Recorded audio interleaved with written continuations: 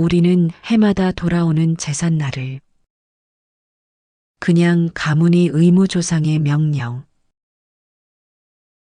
혹은 고된 행사처럼 받아들이곤 합니다.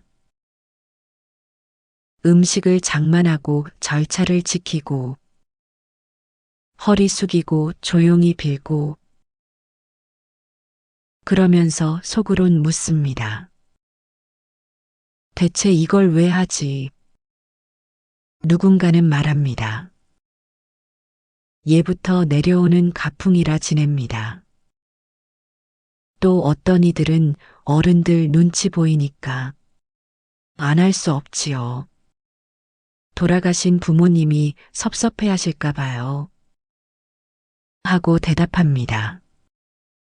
하지만 이런 대답들은 마음 한구석을 채우지 못합니다. 왜냐하면 그것은 형식에 대한 설명이지 본질에 대한 깨달음이 아니기 때문입니다. 어느 날 절에 한 신도분이 찾아오셨습니다. 제삿날을 앞두고 무척 힘든 표정이었지요. 스님 제사가 너무 부담스럽습니다. 형제들 사이에 갈등도 생기고 음식 준비도 너무 힘들고 아이들도 불편해합니다. 그런데 지내지 않자니 또 마음이 허하고 지내자니 의미를 모르겠습니다. 그분의 말씀을 들으며 저 또한 오래도록 그 질문을 곱씹었습니다. 우리는 왜 제사를 지내는가? 정말 단지 조상의 혼을 달래기 위해서일까요? 정말로 돌아가신 분이 상을 차려야 기뻐하실까요? 불교에서는 이렇게 말합니다. 제사는 죽은 자를 위한 것이 아니라 살아있는 자의 마음을 밝히는 수행이다. 그 말은 곧 제사의 진짜 목적은 조상을 기쁘게 하려는데 있는 것이 아니라 조상을 통해 나 자신을 돌아보는 데 있다는 뜻입니다. 조상의 제삿날, 우리는 음식을 장만하고 향을 피우며 그분의 생전 모습을 떠올리게 됩니다. 그분이 어떤 삶을 살았고, 어떤 사랑을 주셨고, 어떤 아픔을 간직하고 떠나셨는지를 다시금 마음 안에 새기게 되지요. 그 순간 잊고 있었던 인연의 끈이 되살아납니다. 그리고 그 인연을 바라보며 우리는 나는 지금 어떤 삶을 살고 있는가 스스로에게 묻습니다. 불교에서는 이처럼 삶을 돌아보고 마음을 깨우는 일을 수행이라 말합니다. 그러므로 제사란 우리의 일상 속에 자연스럽게 깃든 하나의 수행입니다. 하지만 현대의 우리는 너무 바쁩니다. 삶은 쉴 틈 없이 돌아가고 제사의 의미는 갈수록 흐릿해져 갑니다. 어느 순간부터 제사는 고된 행사이자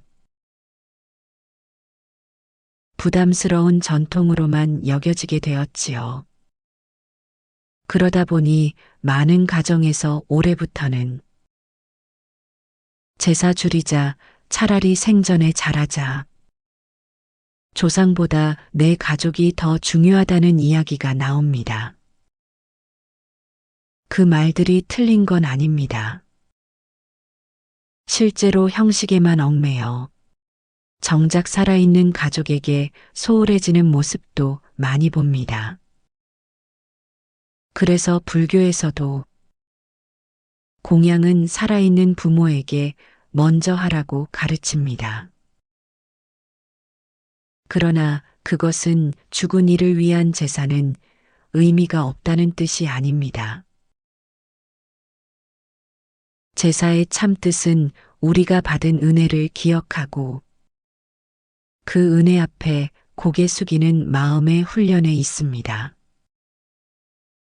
그 마음이 담겨 있지 않다면 아무리 많은 음식을 차려도 그건 공양이 아니라 단지 의례일 뿐입니다.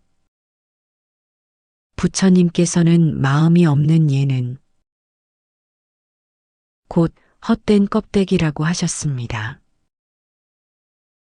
그 말씀처럼 우리가 올리는 향 하나, 절 한 번이 마음에서 우러나야 그것이 비로소 공덕이 됩니다. 한 제자가 부처님께 여쭌 적이 있습니다. 세존이시여, 이미 세상을 떠난 부모를 위해 무엇을 할 수 있습니까? 부처님께서는 조용히 미소 지으시며 말씀하셨습니다. 그들을 위해 공양하고 그들의 이름으로 선업을 짓고 그들의 삶을 떠올리며 참회하는 마음을 내는 것. 그것이 살아있는 자가 죽은 이를 위하는 길이니라.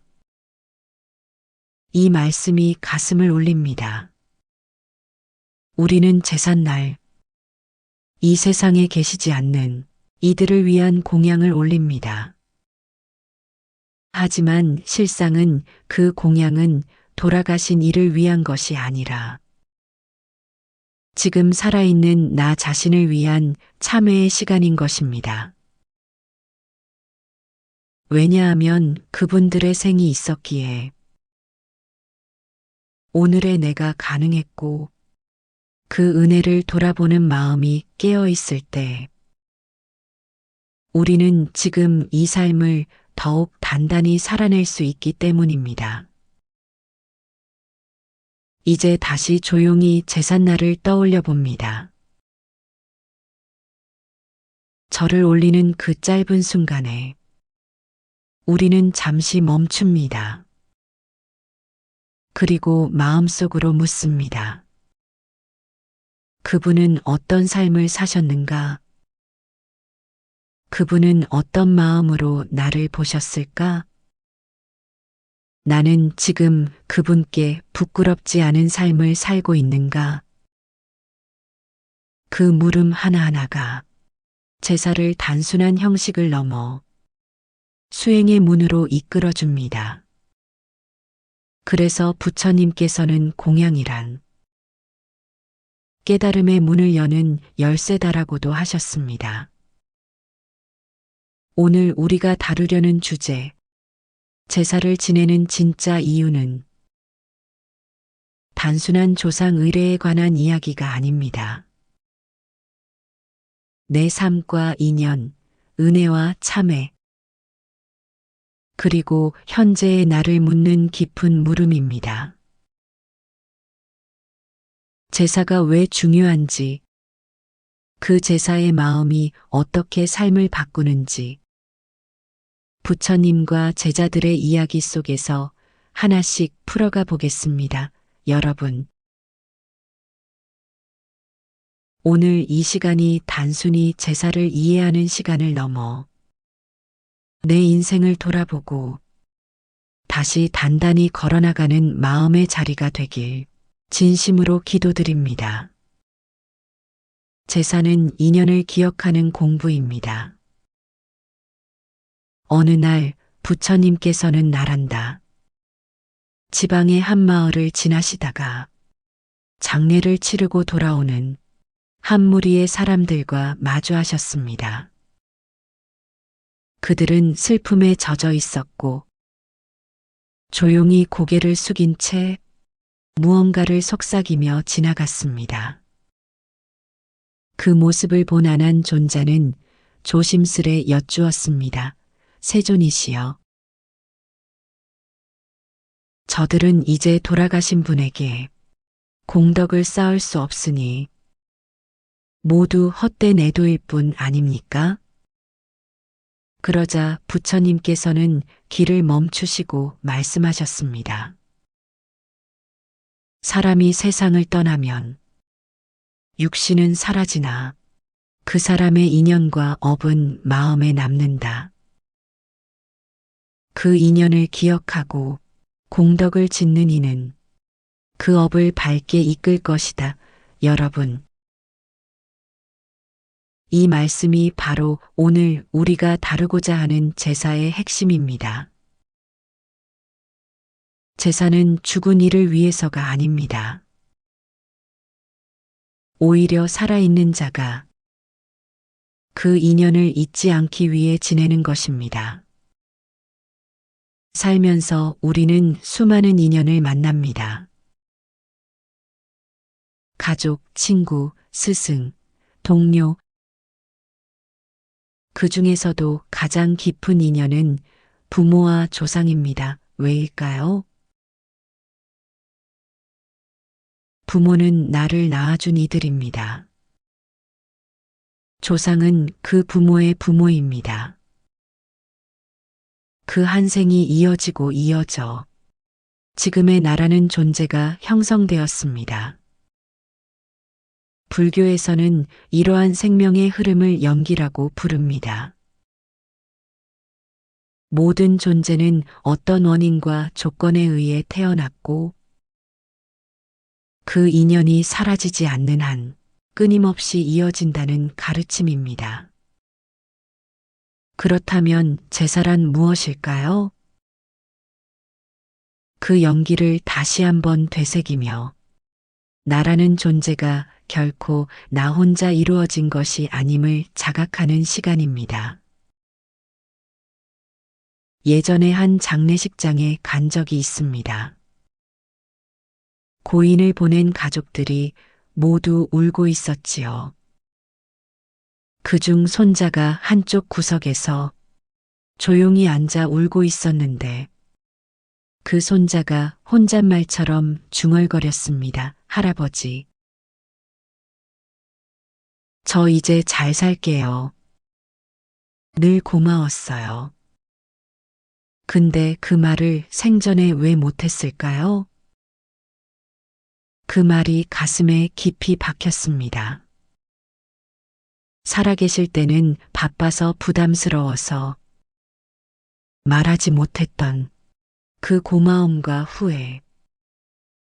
그것이야말로 우리가 제사에서 다시 꺼내어 마주하는 마음의 진실 아닐까요? 제사는 그 말 못한 고맙습니다를 뒤늦게라도 전하려는 자리입니다. 그리고 그 마음은 결코 늦지 않습니다.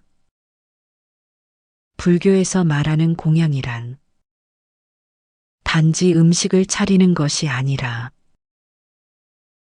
내 마음을 다해 기억하고 기도하며 인연을 되살리는 행위입니다.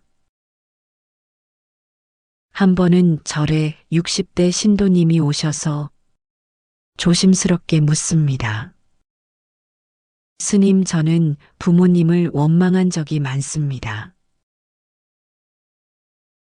어릴 적 많이 외로웠고 그때는 그분들이 저를 사랑하지 않는 줄 알았어요. 그래서 제사도 안 지냈어요. 그런데 요즘 들어 자꾸 생각이 납니다. 그 마음을 어떻게 해야 할지 모르겠어요. 저는 말했습니다. 그 마음이 떠오를 때 제사를 지내 보십시오. 그분들의 잘못보다 그분이 왜 그렇게 살 수밖에 없었는지를 조금씩 이해해 보려는 마음으로 밥 한 그릇 올려 보십시오. 그 마음에서부터 화해가 시작됩니다. 그 신도님은 그 해부터 작은 접시에 밥 한 공기와 나물 몇 가지를 차려놓고 두 손 모아 절을 하기 시작했습니다.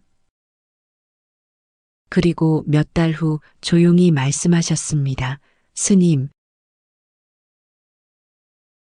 이젠 부모님이 자꾸 웃고 계시는 게 보여요. 이렇듯 제사는 관계의 매듭을 다시 묶는 시간입니다. 미처 표현하지 못한 감정, 못다한 말, 남아있던 상처들을 이 한 번의 절, 이 한 번의 공양으로 조금씩 치유해 나가는 것입니다. 불교는 지나간 인연도 공덕이 된다고 말합니다. 왜냐하면 기억 속에서 인연은 되살아나고 그 기억이 자비로움으로 이어질 때 우리는 더욱 따뜻한 사람으로 거듭나기 때문입니다. 또 하나 중요한 것이 있습니다. 바로 조상을 통해 배움을 얻는 것입니다. 예전에 돌아가신 할아버지를 무척 존경하던 신도가 있었습니다.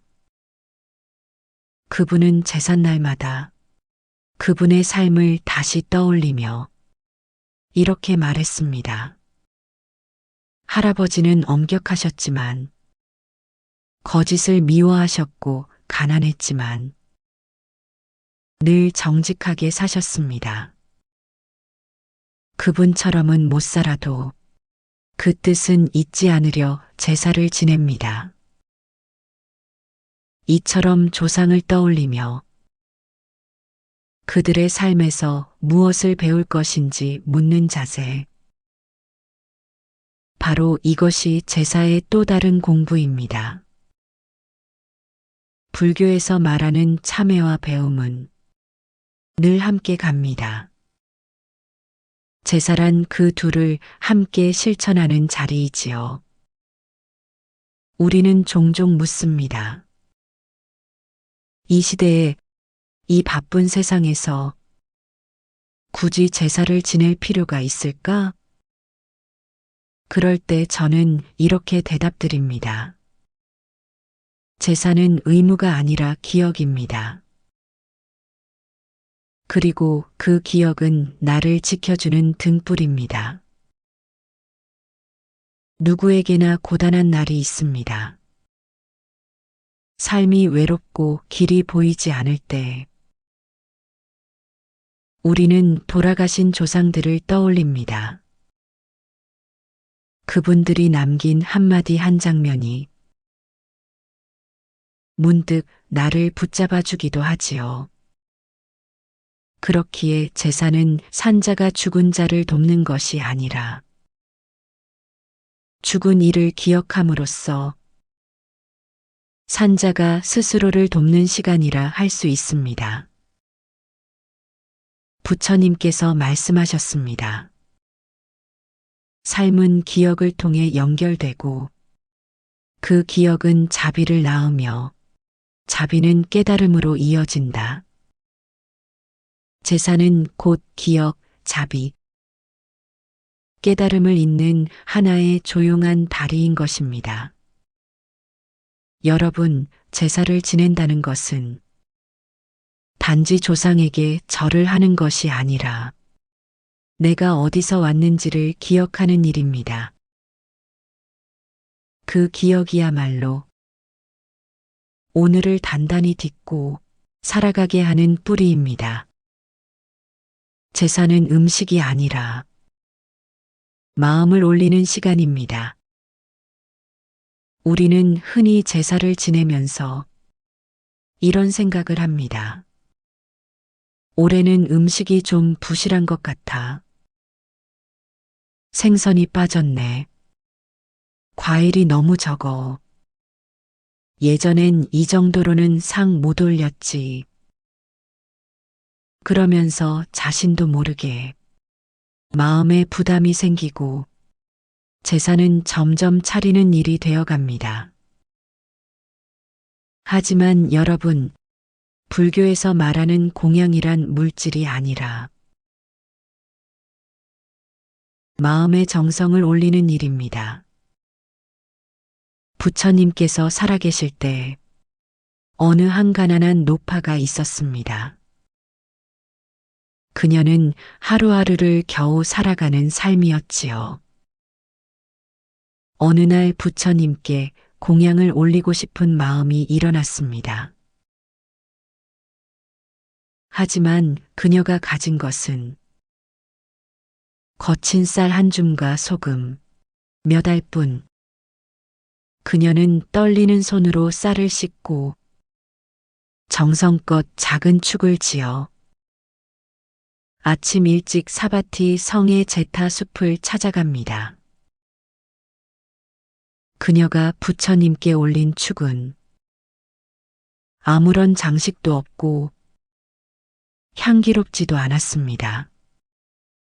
그러나 부처님은 그 축을 두 손으로 받아드시고 말씀하셨습니다. 세상에는 향기로운 공양이 많지만 진심이 담긴 한 그릇의 축은 천만의 향을 능가하느니라. 여러분 제사상에 무엇이 올라가느냐? 보다 중요한 것은 그 상을 차리는 우리의 마음이 어떠한가입니다. 요즘은 간소화되는 제사가 많아졌습니다. 반찬 몇 가지, 과일 두세 개, 술 한 잔. 그것조차 마트에서 사와 올려놓기도 합니다. 그러면 마음 한편에서 스스로를 자책합니다. 이래도 되나? 조상님이 노하시는 건 아닐까? 하지만 부처님께서는 오히려 이렇게 말씀하셨습니다. 탐욕으로 차린 음식은 허상이고 자비로 찬 음식은 법이 된다. 즉 정성을 잃고 체면과 허례로 올린 공양은 아무런 공덕이 없고 설령 작고 부족해도 마음에서 우러난 공양은 그 자체가 수행이 된다는 뜻입니다.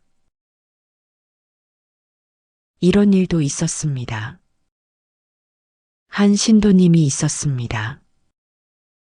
남편이 젊은 나이에 세상을 떠났고 아이 둘을 키우며 꿋꿋하게 살아오신 분이었지요.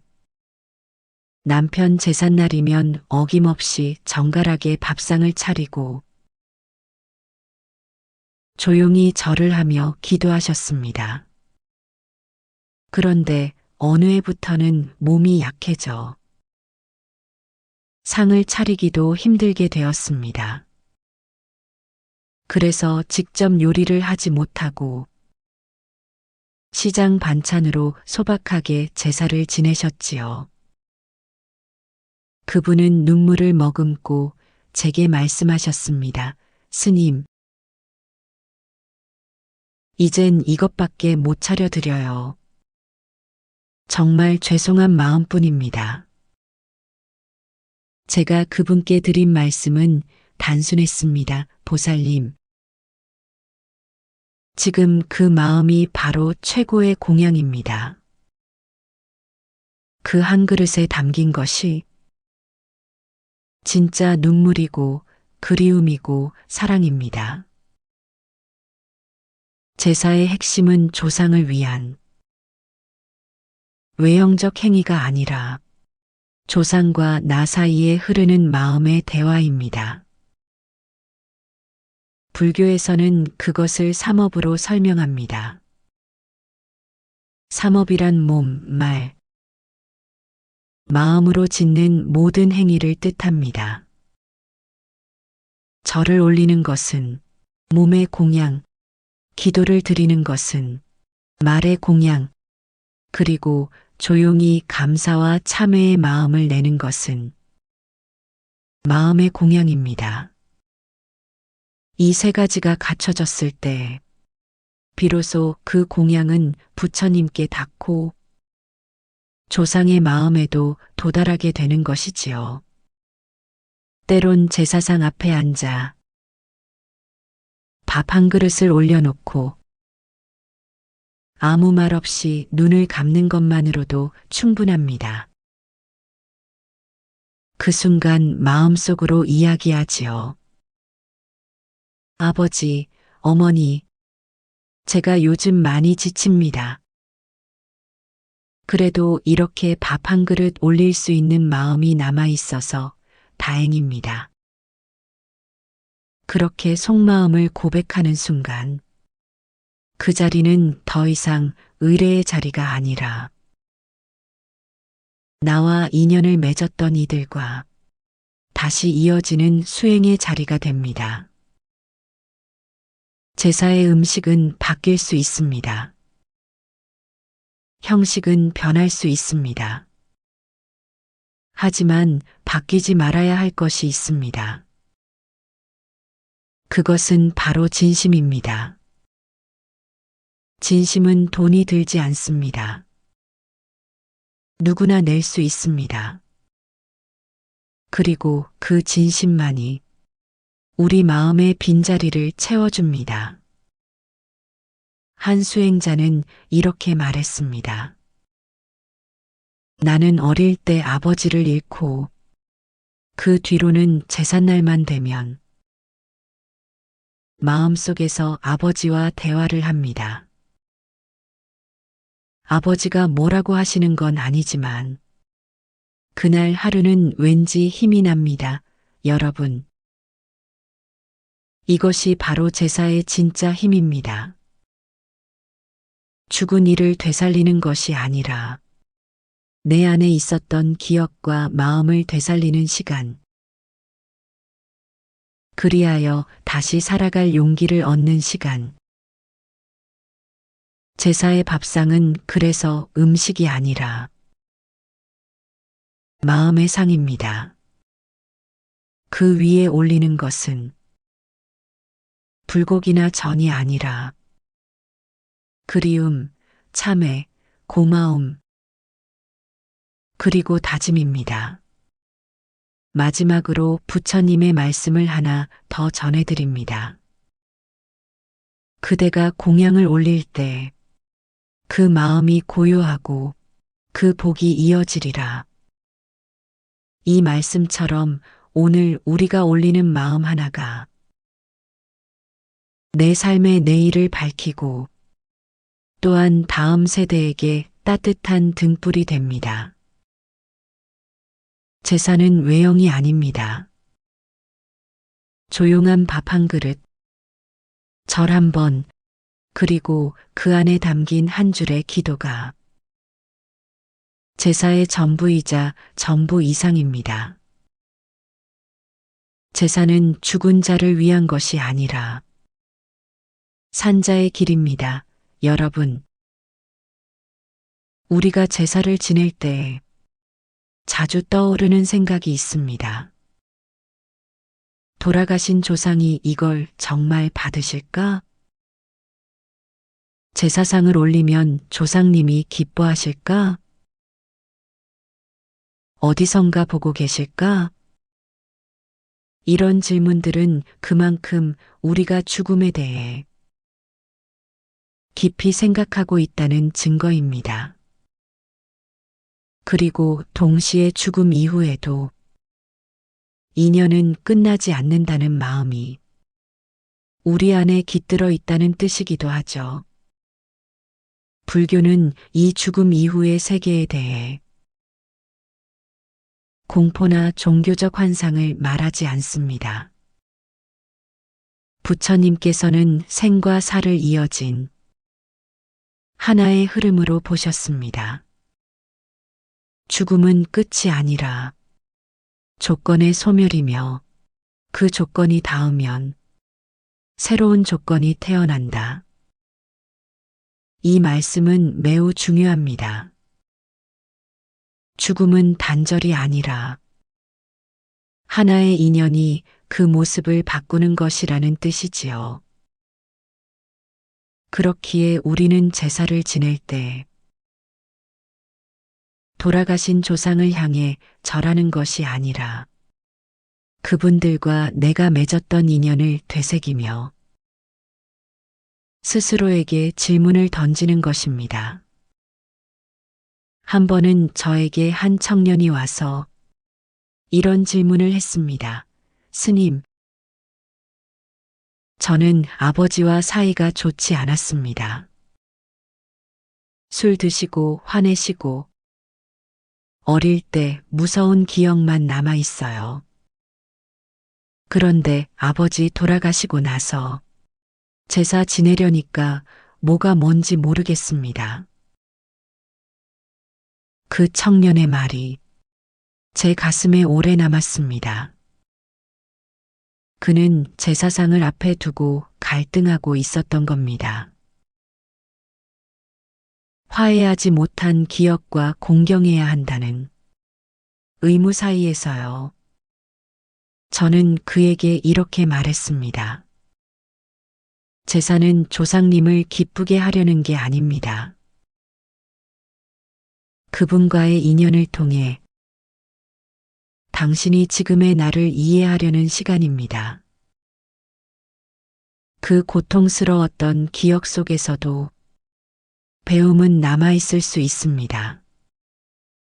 그리고 그것을 마주하는 것이 바로 산자의 길입니다. 불교는 이렇게 가르칩니다.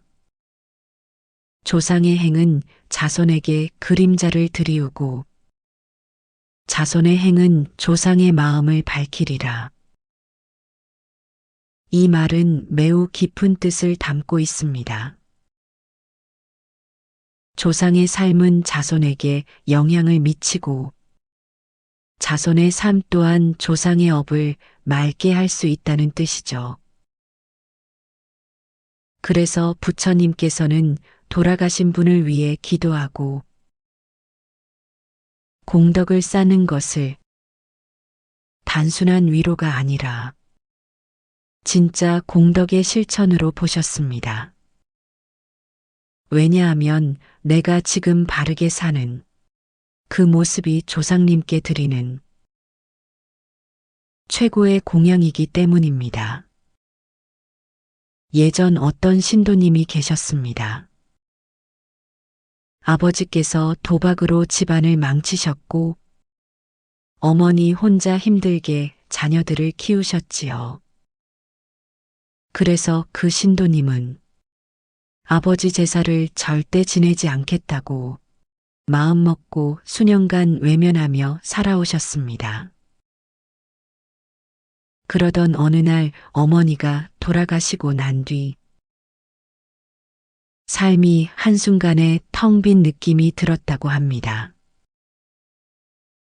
그때 문득 어릴 적 아버지가 해준 몇 안 되는 따뜻한 기억이 떠올랐답니다. 비 오는 날 우산 없이 자신을 안고 달려주던 모습, 쓰러진 자전거를 대신 고쳐주던 투박한 손, 그 기억들이 차례로 떠오르며 가슴속 묵은 응어리가 조금씩 풀려갔지요. 그리고 그의 처음으로 소박한 상을 차리고 아버지께 절을 올렸다고 했습니다. 그 절은 조상에게 바치는 것이 아니라 자신 안의 상처와 화해하기 위한 절이었습니다. 그 신도님은 제게 이렇게 말씀하셨습니다. 스님, 처음으로 그분을 이해하려 했던 것 같아요. 미움도 남았지만 그 안에 남아있던 애틋함이 조용히 흘러나오더라고요. 제사의 본질은 여기 있습니다. 죽은 자를 위한 위로가 아니라 산자가 스스로를 치유하고 자기 삶을 바르게 걷기 위한 성찰의 시간입니다. 불교에서 말하는 위인은 자신의 말과 행동을 단정히 하여 늘 경건한 마음으로 살아가는 태도를 말합니다. 제사는 바로 이 위를 연습하는 소중한 기회입니다. 우리는 상 앞에 앉아 죽은 이를 생각하며 묻습니다. 나는 지금 그분이 바랐던 삶을 살고 있는가? 그분의 고통을 내가 반복하고 있는 건 아닌가? 그분이 놓쳤던 사랑을 나는 내 아이에게 잘 전하고 있는가? 이 질문은 조상에게 묻는 것이 아니라 나 자신에게 던지는 질문입니다. 제사는 죽은 자의 의식이 아니라 산자가 다시 바르게 살아가기 위한 길이라는 이유입니다. 여러분, 삶은 늘 앞만 보고 달리게 만듭니다.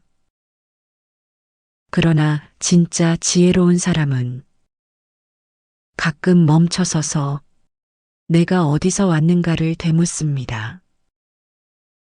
그 질문을 가능하게 해주는 날이 바로 제삿날입니다. 우리가 그날 잠시 멈춰 고개 숙이는 이유는 조상님이 우리를 평가하시기 때문이 아니라 그분들이 남긴 삶의 발자국을 따라 내 삶을 다시 성찰해 보려는 마음 때문입니다. 그래서 제사는 마음을 가다듬는 가장 조용한 수행이라 불리는 것이지요. 부처님께서는 이렇게 말씀하셨습니다. 참된 수행자는 산자를 밝히기 위해 죽은 자를 기억하고 죽은 자를 밝히기 위해 산자의 삶을 바르게 한다. 제사를 지내는 진짜 이유는 죽은 이들을 잊지 않기 위함이 아닙니다. 그들을 통해 오늘의 나를 바로 세우기 위함입니다.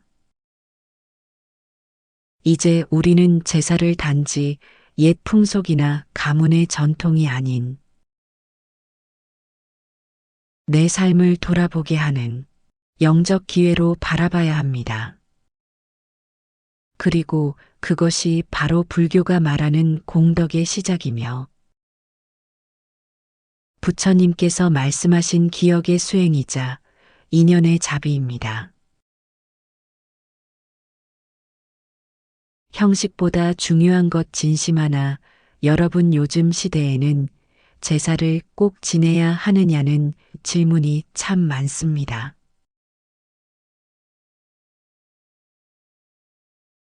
이제는 시대가 바뀌었잖아요. 조상도 이해하실 거예요. 바쁘고 힘든데 꼭 제사를 형식대로 해야 하나요? 가족들도 다 싫어하는데 그냥 밥 한 끼 먹는 걸로 충분하지 않나요? 이 질문들 속에는 현대인의 바쁨, 복잡한 가족관계, 그리고 무엇보다 의뢰의 피로감이 담겨 있습니다. 그런데 말입니다. 정말 중요한 질문은 이겁니다. 제사의 본질은 어디에 있는가? 우리는 자칫 형식을 지키는 데에만 집중하다 보면 정작 정성과 마음을 잃어버릴 때가 많습니다. 불교에서는 이를 무주공덕이라 말합니다. 금강경에서 부처님께서 제자 수보리에게 이렇게 말씀하셨지요. 보시를 하되 상에 머물지 말라. 색에 머물지 말고 소리에 머물지 말며 향미 촉법에 머물지 말라. 그리하여 마음이 머무는 바 없이 보시하는 자, 그 공덕은 헤아릴 수 없느니라.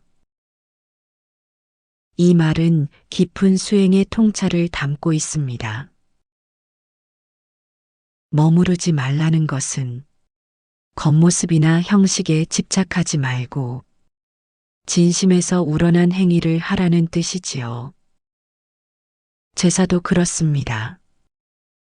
비록 전을 붙이지 않아도 삼색나무를 올리지 않아도 그날 그 자리에 앉아 두 손을 모아 감사합니다.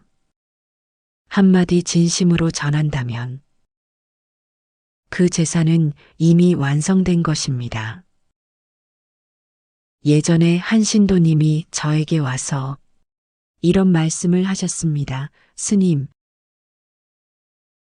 저희 가족은 제사를 안 지냅니다.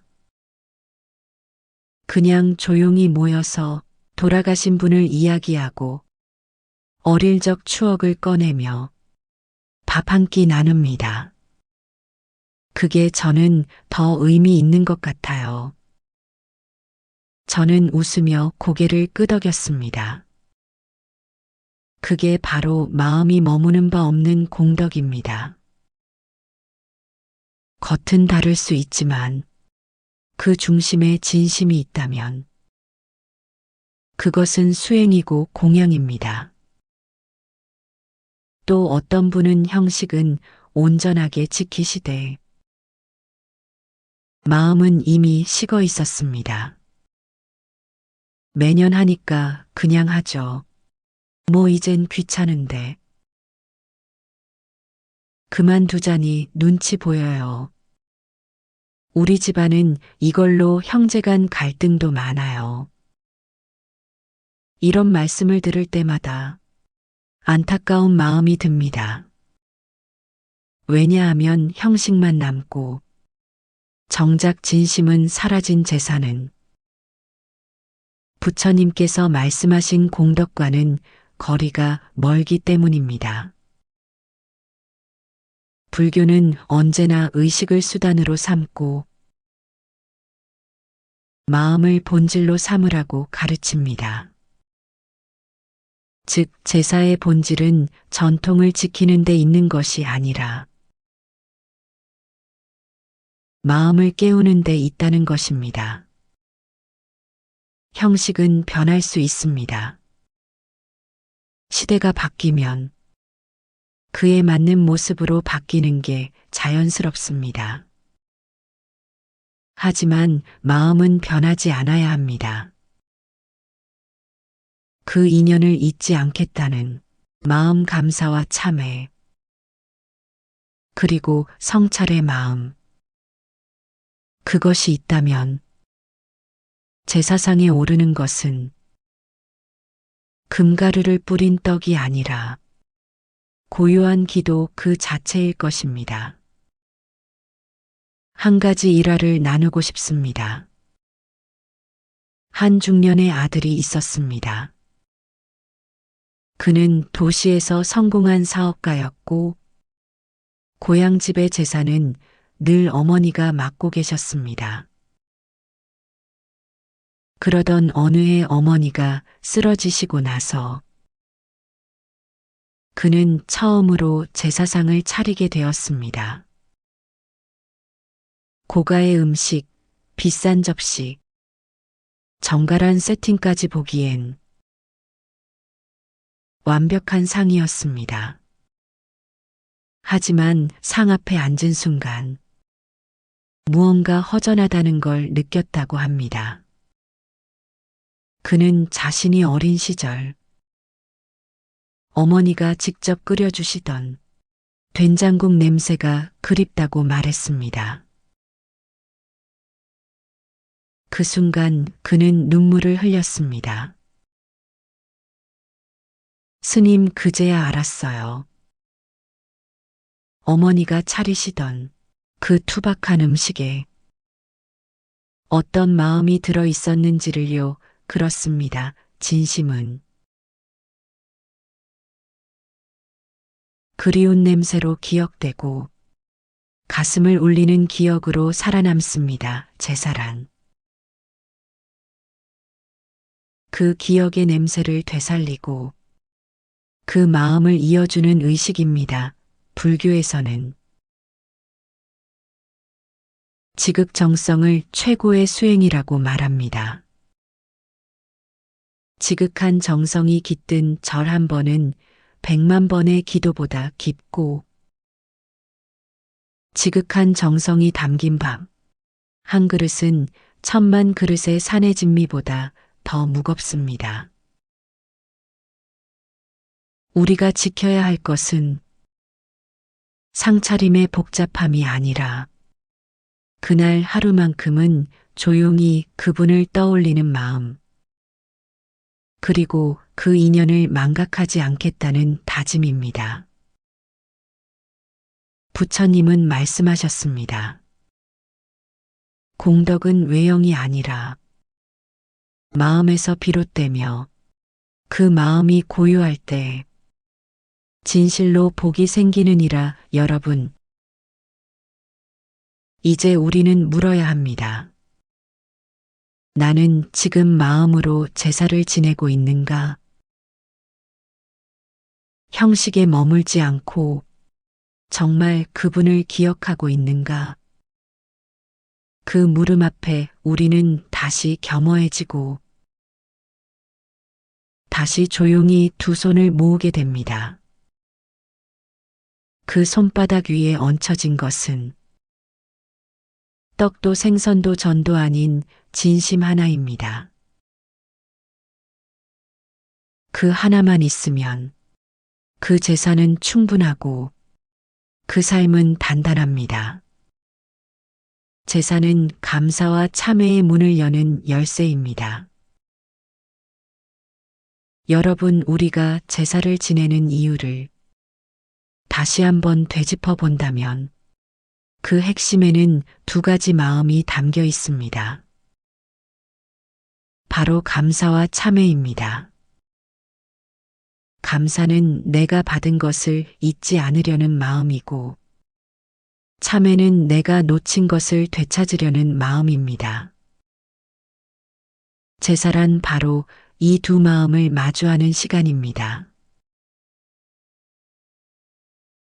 그리고 그것이 바로 불교가 제사를 수행의 문이라 부르는 이유입니다. 어느 날 부처님께 한 제자가 조용히 여쭈었습니다. 세존이시여, 저는 젊은 시절 부모님을 원망하고 떠나왔습니다. 그분들이 돌아가시고 난 뒤 제 안에는 깊은 후회와 슬픔이 남아 있습니다. 지금이라도 그분들께 무언가를 할 수 있는 길이 있을까요? 부처님께서는 제자의 손을 조용히 잡으시고 이렇게 말씀하셨습니다. 그대가 그들을 위해 공양하고 그대가 그들을 위해 선한 삶을 살아간다면 그 마음이 곧 공덕이 되느니라. 참회란 입으로 하는 것이 아니라 삶으로 드러나는 것이니라. 이 얼마나 따뜻한 말씀입니까? 부처님께서는 이미 떠난 이들을 위한 가장 큰 선물은 남은 이가 감사와 참회의 삶을 살아가는 것이라고 하셨습니다. 그래서 제사는 죽은 이를 위한 것이 아니라 내 안의 감사를 깨우고 참회의 문을 여는 수행이 되는 것입니다. 한 번은 저에게 60대 후반의 신도님이 오셨습니다. 그분은 어릴 때 어머니를 잃고 아버지 밑에서 자랐다고 합니다. 아버지는 무뚝뚝하고 엄격한 분이셨고 정으로는 단 한 번도 포옹한 적 없었답니다. 그래서 그 신도님은 아버지에 대한 기억이 늘 싸늘하고 불편했답니다. 그런데 아버지께서 돌아가신 후 매년 제사를 지내며 문득문득 새로운 기억이 떠오르기 시작했다고 합니다. 어린 시절 새벽밥 짓던 소리 학교 가는 뒷모습을 조용히 바라보던 시선, 밤늦게 돌아오신 아버지가 자신의 이불을 덮어주던 그 손길 스님, 제가 너무 많은 것을 뒤늦게 깨닫고 말았습니다. 제사는 그 모든 걸 떠올리게 해줬어요. 그분의 고백은 많은 것을 말해주고 있습니다. 우리는 살아있을 때는 모르고 떠나고 나서야 비로소 보이는 것이 있습니다. 그리고 그 늦은 깨달음을 미안함으로만 남겨두지 않고 기도로, 절로, 공양으로 올리는 자리, 그게 바로 제사입니다. 불교에서는 참회를 가장 큰 지혜의 시작이라 말합니다. 대반열 반경에서는 이렇게 말합니다.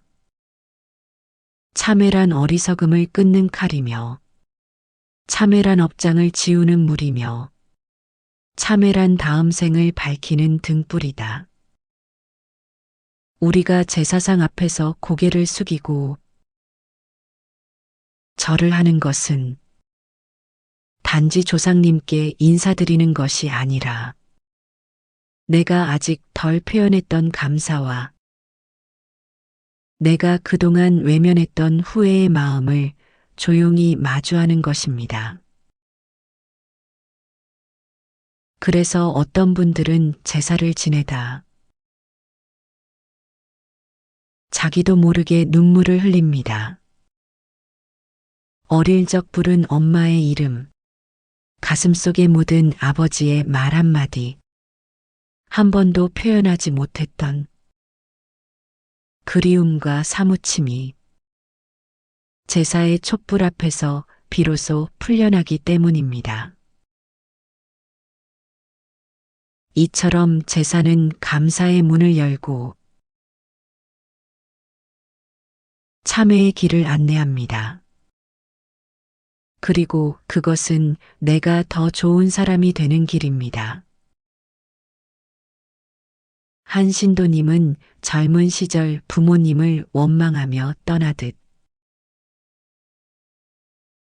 집을 나와 10수년 동안 연락을 끊고 살았습니다. 하지만 부모님이 돌아가신 후 그분은 인생이 무너지는 듯한 허무를 느꼈다고 합니다. 그 허무 속에서 처음으로 조상의 묘를 찾아가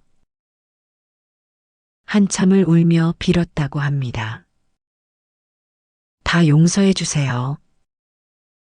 제가 철이 없었습니다. 그리고 감사합니다. 사랑합니다. 그분은 그 이후 해마다 제사를 정성껏 지내며 스스로 말했습니다.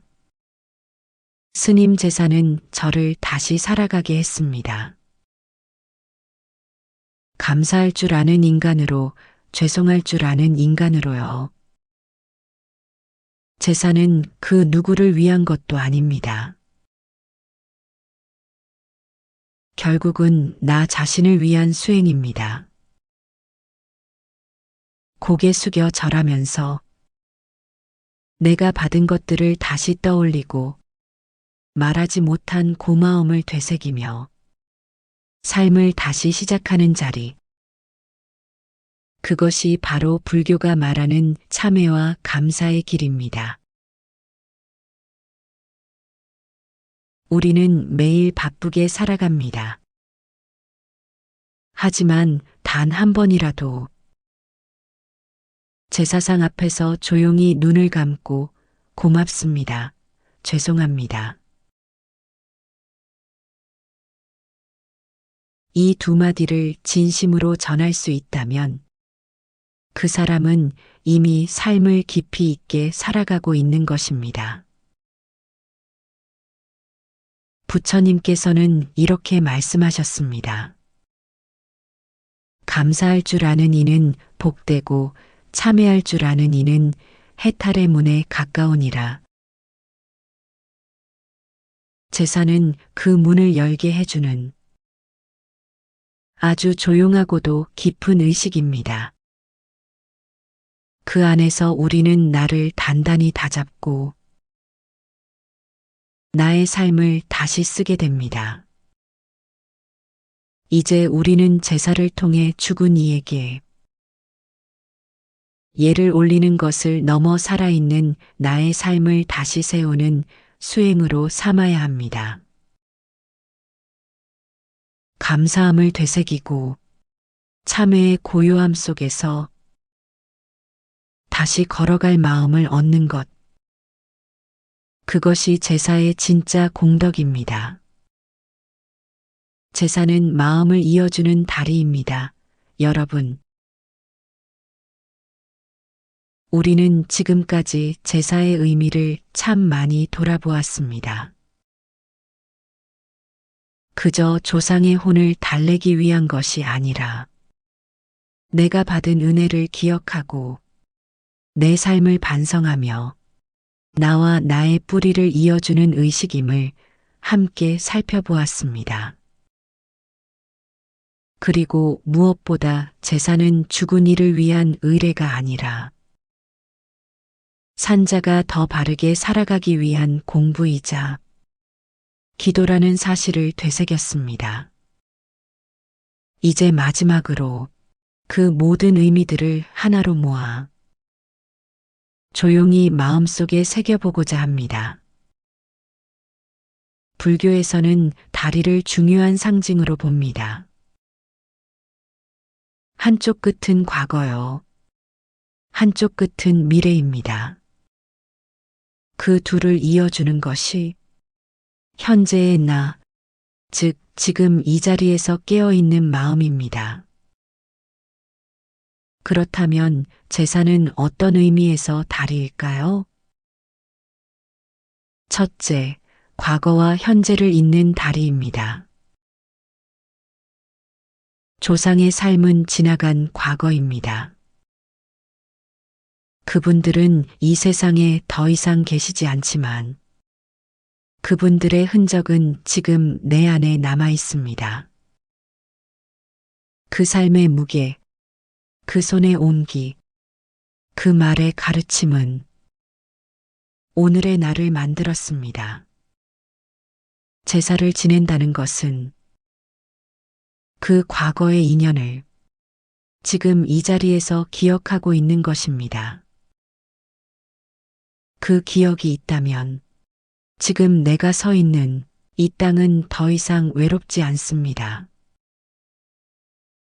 나는 혼자가 아니라 수많은 삶의 연속선 위에 서 있는 하나의 존재라는 자각이 생깁니다. 이 자각은 곧 존재에 대한 깊은 감사를 불러옵니다. 둘째, 사람과 사람을 잇는 다리입니다. 많은 가정에서 제사는 형제자매가 한자리에 모이는 날이기도 합니다.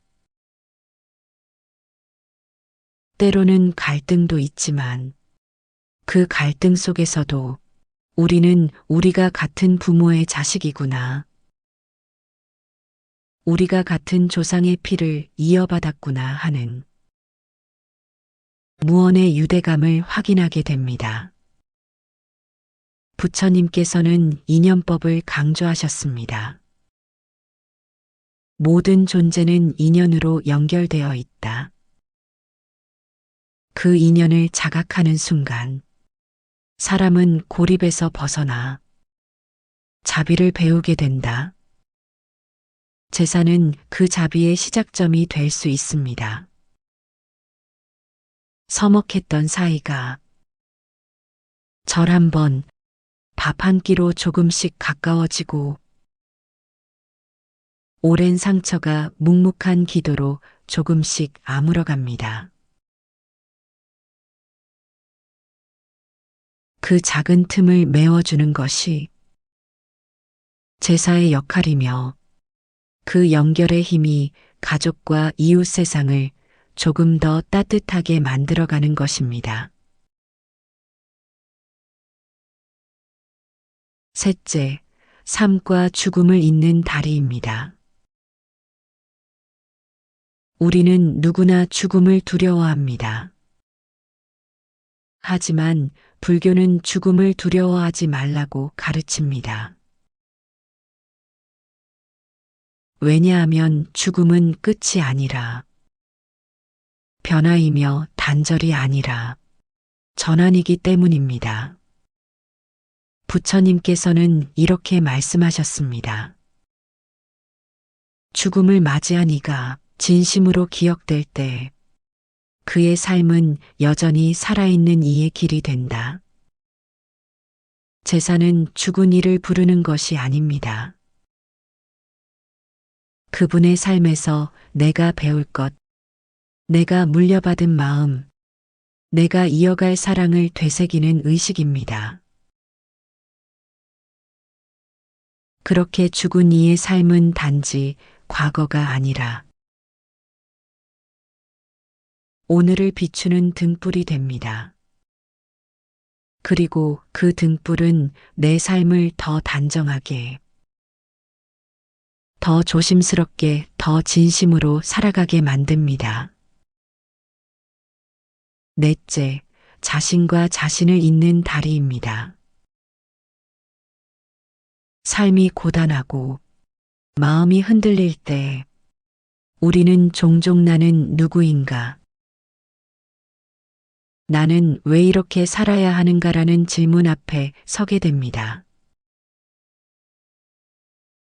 그 질문에 대한 해답은 지금 내 삶을 있게 한 사람들과의 인연 안에서 찾아야 합니다. 제사란 그 인연의 뿌리를 다시 확인하는 시간이기도 합니다.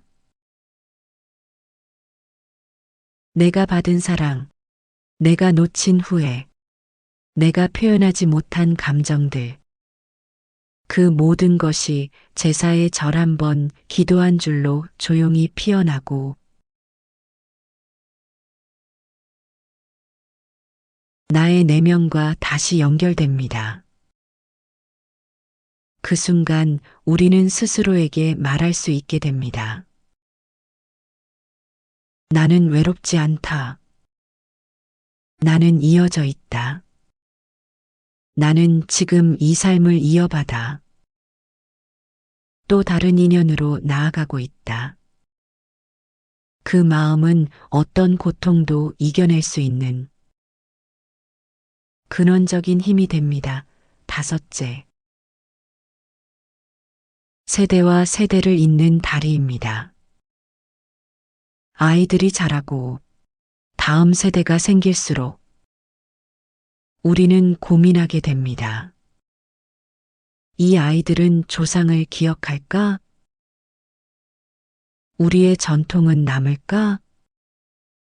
이 깊은 마음은 어떻게 전해줄 수 있을까? 그 질문이 해답도 제사 안에 있습니다.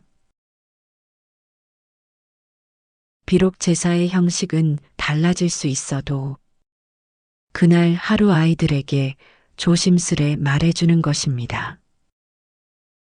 이분이 너의 할아버지야. 참 자상한 분이셨지.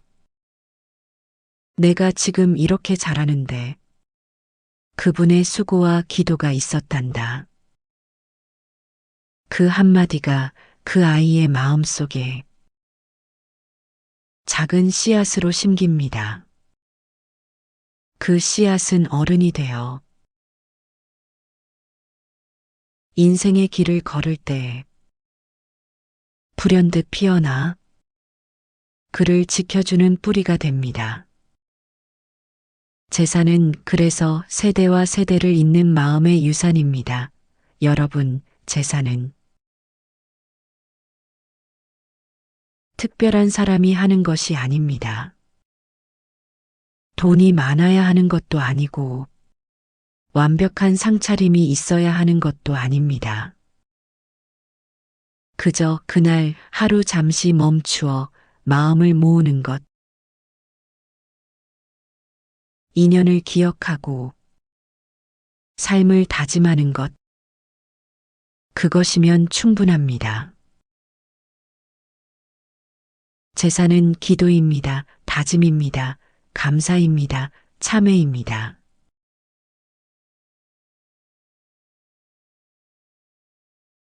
그리고 연결입니다.